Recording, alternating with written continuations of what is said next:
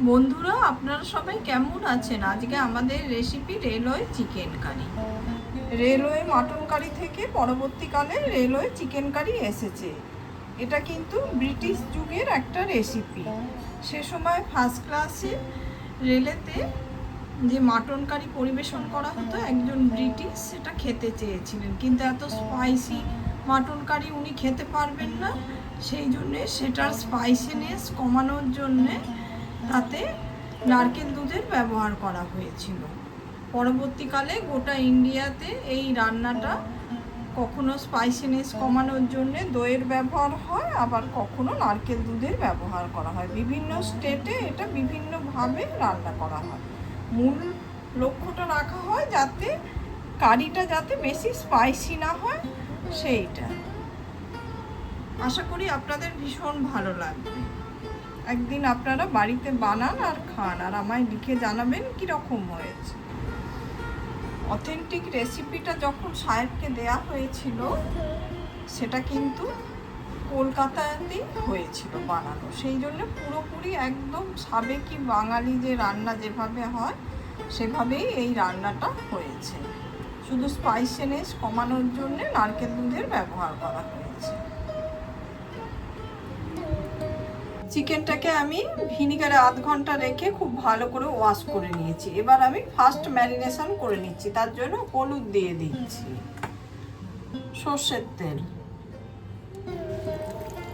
সর্ষের তেল আর হলুদটা আমরা মাখিয়ে খুব কম করে 10-15 মিনিটের মতো রেখে দেবো।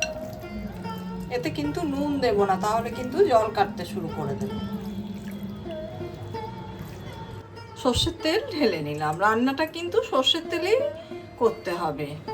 কড়াইতে সর্ষের তেলটা আমাদের গরম হয়ে গেছে, তাতে আমি চিনি দিয়ে দিচ্ছি।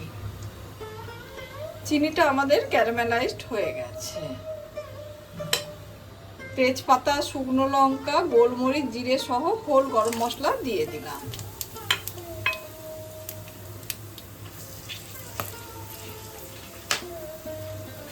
ফোড়নটা থেকে যখন সুন্দর গন্ধ বেরোবে, তখন আমরা জিরে, ধনে, আদা আর রসুন আর সেই সঙ্গে কাঁচা লঙ্কা বাটা দিয়ে দিচ্ছি। ঝালটা স্বাদ মতো দেবেন।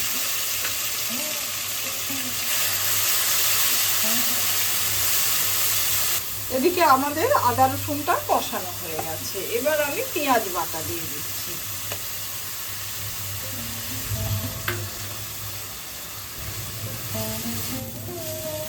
পেঁয়াজ, আদা, রসুনটা খুব ভালোভাবে কষানো হয়ে গেছে।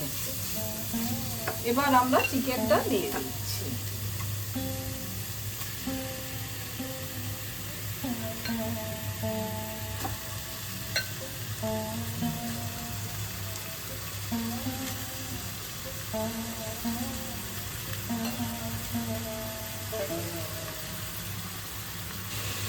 এবার আমরা লঙ্কা বাটাটা দিয়ে দিলাম,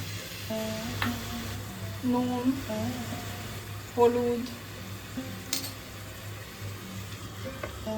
এবার আমরা খুব ভালোভাবে কষাবো।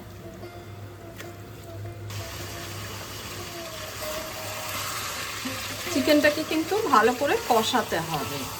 আর এই রেলওয়ে চিকেন কারি সারা ভারতবর্ষে কিন্তু বিভিন্ন প্রান্তে বিভিন্নভাবে রান্না করা হয়ে থাকে। আর এর মূল বিশেষত্ব হলো ঝালটাকে কমাতে হবে। তার জন্যে দইয়েরই ব্যবহার করা হয়। দক্ষিণ ভারতে দইয়ের সাথে কারি পাতারও ব্যবহার করা হয়।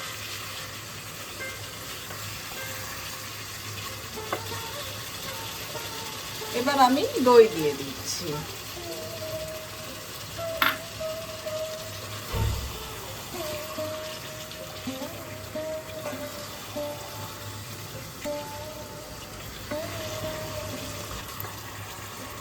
এদিকে চিকেনটা আমাদের খুব ভালোভাবে কষানো হয়ে গেছে।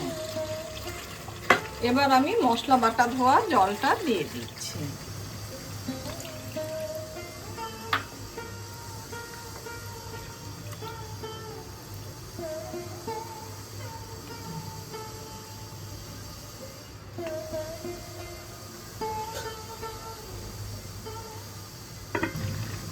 আমি ঢাকাটা খুলে দিয়েছি। চিকেনটা আমাদের সেদ্ধ হয়ে গেছে আর গ্রেভিটাও ঘন হয়ে এসেছে। এই জায়গায় আমি এবার নারকেল দুধটা মিশিয়ে দিচ্ছি। এই নারকেল দুধটা দিয়েই সেই সময় হচ্ছে ঝালটাকে কমানো হয়েছিল, তাই জন্য আজকেও আমি নারকেল দুধেরই ব্যবহার করছি।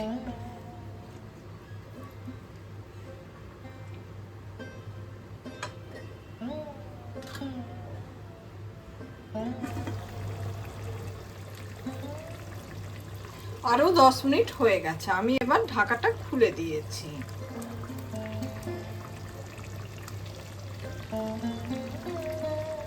নারকেল দুধ দেওয়ার পরে চিকেনের যে স্পাইসিনেসটা ছিল সেটা কিন্তু অনেকটাই কেটে গেছে, আর সেই যে লাল টকটকে রংটাও অনেকটা নারকেল দুধ দেওয়ার জন্য চলে গেছে। রেলওয়ে প্যান্টিকারে যে চিকেন কারি বিক্রি হয় কালারটা কিন্তু ঠিক এরকমই, আর স্বাদও এইরকমই হয়।